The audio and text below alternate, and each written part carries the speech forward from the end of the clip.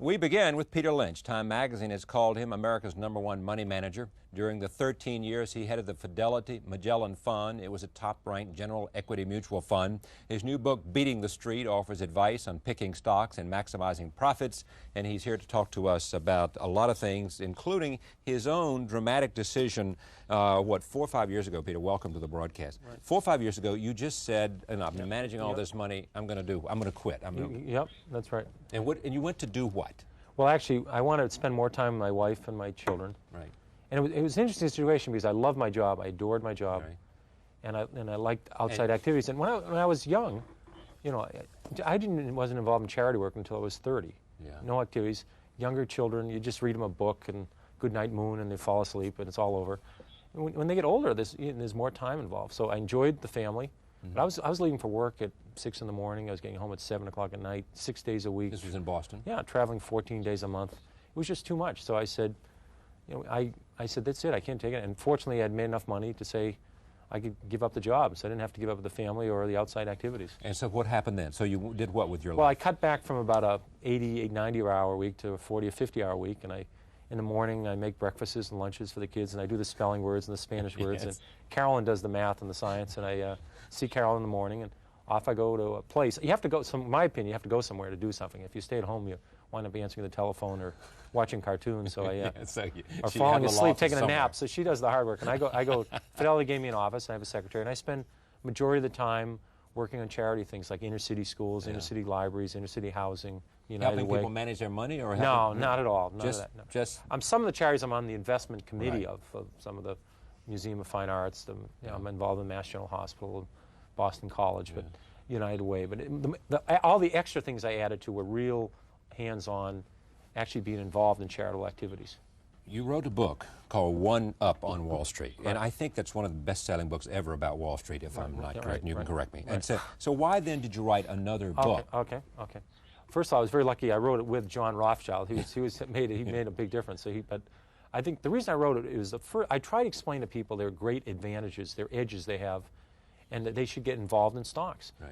And they should do it on the right basis. This was on the first book. Right. Yeah. And obviously, I didn't make a great impression because the percent of people's assets involved in stocks has gone down. In 1960, people had 40% of their financial assets, including their house, in stocks and mutual funds. In 80, that was down to 25%. It's now down to 17%. And why do you think that is? Well, I think people, in the decade of the 80s was the best decade this century for stocks. I think people managed to lose money in the 80s doing it themselves because their methods were so flawed. So I really feel as though I wanted people to understand. I don't want anybody to buy a stock. I'm saying if you're going to buy a stock, you should do certain things. Right. If you're not willing to do these things, you should leave your money in the bank.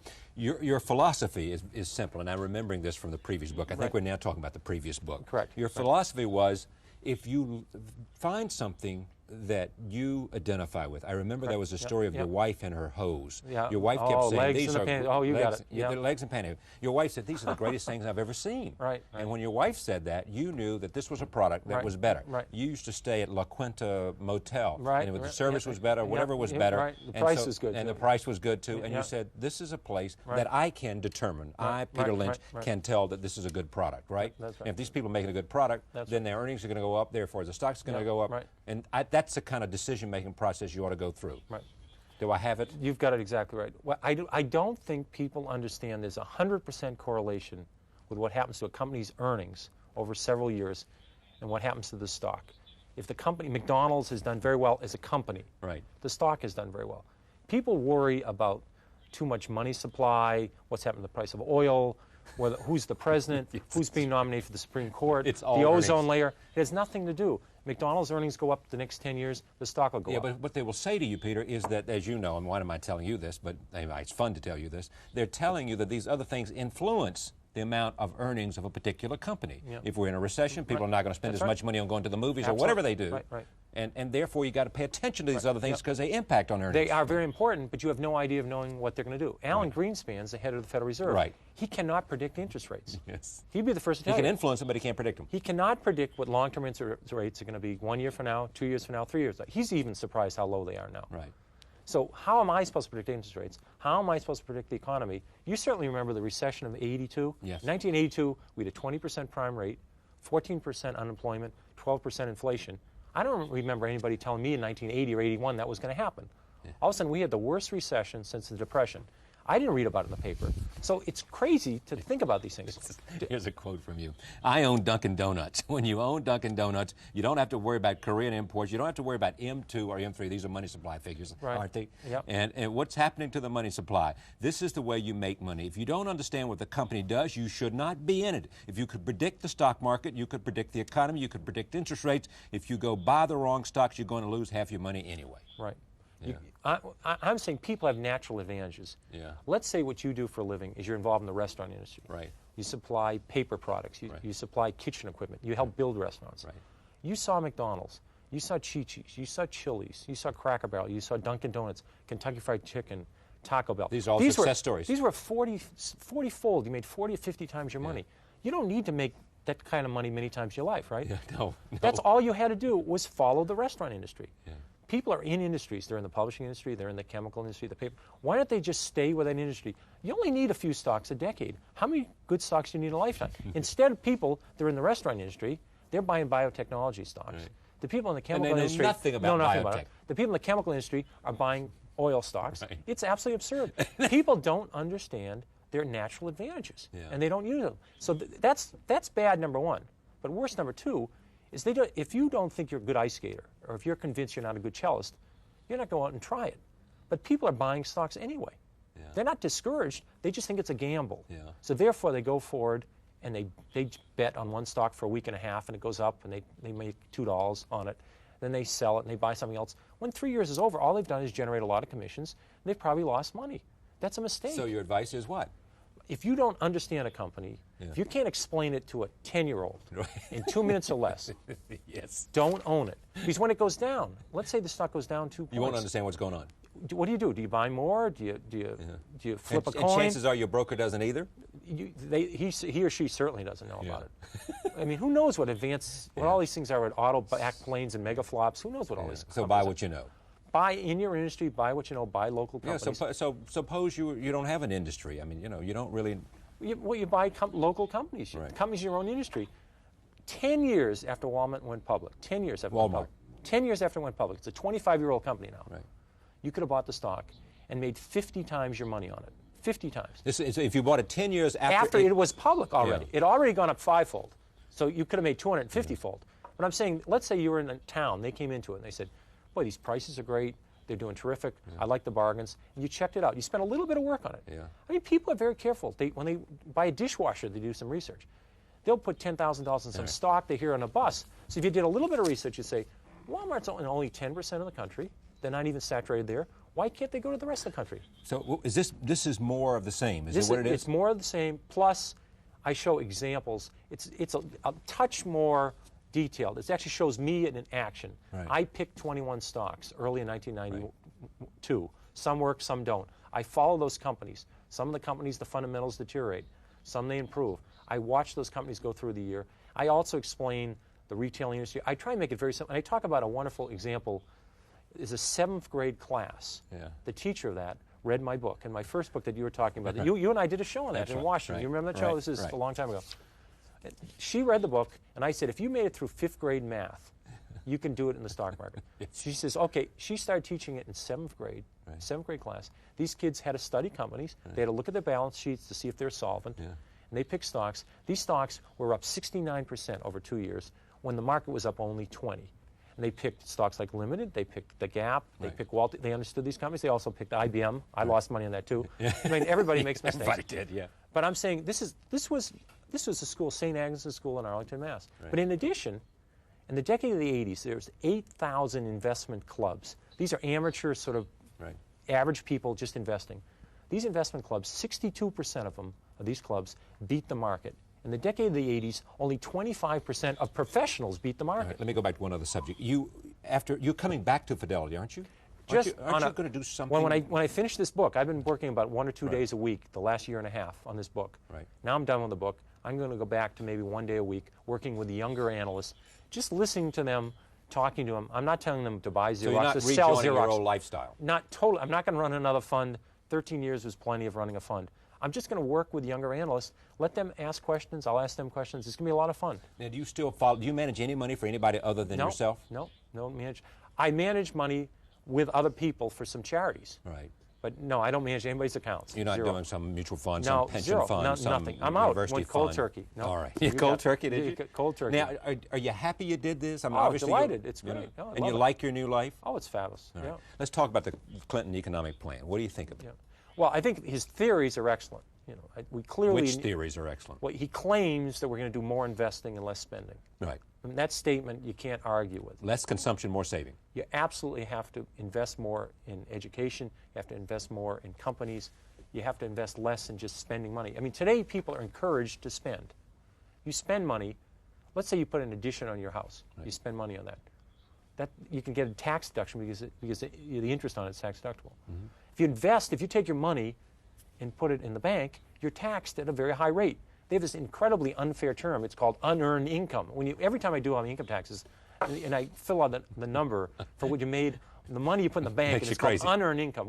It's an insulting term. But anyway, if you buy a stock and you make money on it, you pay a 28% tax on it. Yeah. Guess what the capital gains rate is in Japan? Capital gains rate in Japan is 10%. Zero. Zero. Right. I mean, we're not encouraging people to save. We're not encouraging people to invest. So we're you're in encouraging favor people of to the, you're spend. in favor of the elimination of the capital gains tax that Bush proposed. Reducing it or eliminating it. And I'm glad that Clinton didn't raise it. I mean, he raised other taxes. This fairness thing, I understand. And what about this tax the rich business? You buy that? I think fairness, it's a debate what's fair. I certainly think raising taxes is appropriate if it's at the same time you cut the spending. It's a lot easier to raise taxes than cut spending. If we can cut spending and get government's share of the gross national product reduced, it'll be fair. But our country works very well. It's working extremely well. I mean, you just don't want it to spin out of control. You don't buy into the stimulus package, though. Don't 'cause buy into that at all. You believe that we don't need to go out and create jobs Charlie, for people. we've had 8 recessions since World War II. We've got out of every one of them. This is number 9. There's nothing unique about this system. We'll get out of this one. In the decade of the 80s, the 1980s, we added 18 million jobs in the United States. Yeah, but as soon as you say that, as you know, people are saying, yeah, Peter, but look what we did. When Ronald Reagan came to the White House, the deficit was what, $70 billion, $70 billion? And now it's approaching $350 billion. Right. And the amount of money that we have to spend to pay off the interest on that debt is saddling us and destroying us. I agree. And I give up. destroying what You're okay. right. I agree. You're right. I agree Well, with then that. don't tell me how many jobs we created in the 1980s, because you can always create jobs if you're willing to. No, the throw government didn't create that. Right. The 500 largest companies in the 80s eliminated 3 million jobs. Eliminated 3 million, and we added 18 million. These 2.2 million businesses started. 2.2 million businesses started in the 80s. Now, some of them didn't make it. Right. But if on average they have 10 employees today, that's 22 million jobs. The only thing that creates wealth, the only thing that creates taxes to pay for all these wonderful things is jobs. There is something magic about jobs, and jobs come from companies starting. That's what I was trying to say. Small companies create Small jobs, right? create all the jobs. Yeah, right. So that's what I'm talking. This is not voodoo economics. This is the real thing. You have to encourage people to take some risk, to put their money out, and go start a business. It's a risky proposition. And you do that by what kind of government policies other than a zero capital gains or a 10% capital gains? Lower interest What's the rates. capital gains at now? 28%. 28% plus. Okay. It's the highest capital gains rate we've ever had in the history of this country. Right. It's never been this high. I mean, it's terrible how high the capital gains rate is. That's not encouraging people to invest. What you want to have lower interest rates, lower paperwork. People start a business now. They have this much paperwork to fill out on that's forms. regulation. They go crazy But over that's regulation. crazy. You've got to cut that out. Yeah. Oh, well, okay, but I mean, if a lot people of can say, people why say should without I- those kind of regulations, then people would be dumping into the rivers and not protecting the No, environment. but these are and not- regulations and what and not size- protecting the health of their employees. I mean, look what happened down in my home state of North yeah. Carolina because of the fire they had down there. I mean, people say if you don't have some kind of government regulation and companies aren't doing their job to protect their workers, then this is not the kind of society But some we of these want. regulations relate to the size of your Right. paper clips. I mean, Right, exactly. there's a lot That's- of wasted. I mean, that's some of this right. paperwork is mind-boggling. And sometimes you could do it with one piece of paper. That's Yeah, it. right, I mean, okay. that would be a good policy. I think Clinton really wants to make it work. Yeah. The capitalist system works. Obviously, you want to protect the consumer, and business people carry to extreme. When the oil monopoly and the steel monopoly, that's wrong too. I mean, I think trust should be broken up. There is a role for government. IBM, what happened to them? IBM had a wonderful business. They used to go to companies like Fidelity, Chase Manhattan, They used to come and explain to these people how to use computers. Yeah. They didn't know how to use computers. Yeah. They went to companies and went in with very talented, experienced people. IBM did. IBM, and explained to people how to use computers. Today, all these companies, like Johnson & Johnson's, American Home, Bristol Myers, they have people in the company already that know computers backwards and forwards. The same IBM people walk in with these solutions. They don't need all those people. So all these companies took IBM's business away from them? No, they do internally. They have experts internally now that are trained in, it's called now Management Information Systems. They have all these fancy acronyms for it. They have skilled people. All they want now is software and a cheap box. They don't need all these. So IBM was dealing in a system that was very effective for 3 or 4 decades. Now the technology has moved to the chip. The technology has moved to the software. It's not the box. It's not the storage device. So what should IBM do? What should this board of directors of IBM, which is looking for a new chief executive officer, what should they be looking for? Well, I hear obviously, people saying they ought to just, Morton Meyerson, the number 2 guy to Ross Perot down there, said maybe they ought to dismember the thing. Well, or maybe they ought to create all kinds of little entrepreneurial companies from within, break it up. they'll eventually, they have incredible technology. They're very skilled. They have a lot of determination. Right now, unfortunately, it's sad, they have too many employees. They have too many factories. They try to do it all themselves. They're working the right direction. I mean, there's nothing wrong with the direction they're going. They will turn it around. They're in a hard process because the technology is advancing all the time. What was the genius of Bill Gates and Microsoft, which now has a higher net worth than IBM, doesn't it? Well, there's a lot of bright people. Oh my God, his net worth alone might be more than IBM's profits. I mean, You meant him individually. Yeah, Right. his brilliance. There's a lot of brilliant people, and a lot of luck. IBM adopted MS-DOS as the operating system. Right. They rushed the market with the first computer. They needed an operating system, and he had the only one. If they'd waited a couple years, they could have used their own. So MS-DOS became the basic operating system of every computer, whether it was a compact computer. The only computer system that didn't use it was Apple. Apple had their own operating system. So every computer that went out there all over the world needed MS-DOS. He used that to come along with Windows. So he was there. He was like the gasoline. When people, whatever car, if you had the rights to all the gasoline, you don't care whose cars. Or said another way, I mean, IBM was making all of these razors, and he was making all the razor blades. You got it right. Yeah, absolutely. And then there were other people making razors to use his blades. Exactly. Yeah. He had the only razor blades around. No, obviously he's a bright person. And rich. Yeah. And EDS, Ross Perot. What do you came think up. of Perot? I think he's a well-meaning, talented guy. He's done a lot of good things in education. Would you vote for him for president? I did. You did? Yep. Perot was your guy? Yep, I sure did. Why? Well, it was sort of a protest vote because I know in our state, in our state, I knew in Massachusetts the Democrat was going to win anyway. Right. And I really thought his concepts of cutting down on the deficit and more investment. Cutting down on deficit is a good idea. Oh, it's absolutely a good idea. Right. It's a terrific idea. Give me 5 good stocks to watch, not to buy, but just to watch. 5 ideas that you think where people are really on the right track and created a good business. Well, I think not touting stocks, okay, America. okay, I just want to know what Peter likes. Okay. Well, we have a company in Boston called Au Ba Pan. It's a company that makes croissants and they make breads and they have a state-of-the-art bagel they're working on. I can understand that company. Me too. They're only in about 20% of the country. They're starting to roll. Yeah. Right now, I think the price is fully priced. And I think now is the time What's it selling for? What's fully priced? Oh, I mean, it's 25 times next year's earnings. Right, I mean, that's very high. Right. But I think over the long period of time, I'm hoping the market goes down and the stock will go down and I'm going to back up the truck and buy a lot of shares. I think now's the time to look at cyclical stocks. I think the economy is going to get better around the world in '94. It's already getting better in '93 in the United States. And even better in '94. Better in '94 because right now it's slumping in Germany and it's slumping in Japan. So I think now's the time to look at cyclical companies in the paper industry, the aluminum industry, the steel industry. They've cut the costs. They're the lowest cost producers in the world. And when things get better, they're going to make a lot of money. What about little small companies we should look at? Oh, there's tens of thousands. Well, name one. A small company? Well, I guess I'd say Au Ba Pan's the small ones. Or another one would be J. Baker is a relatively small company. What do they do? It's a retailer. Or Supercuts. They do haircuts. That's a small company. Peter Lynch is back with a new book called Beating the Street. It is always interesting to have him here. One Up on Wall Street was one of the better bestsellers ever about Wall Street, and it is very simple, which most things are very simple, and when you understand them, you can understand what makes the world work. I appreciate you being here. Thanks, John.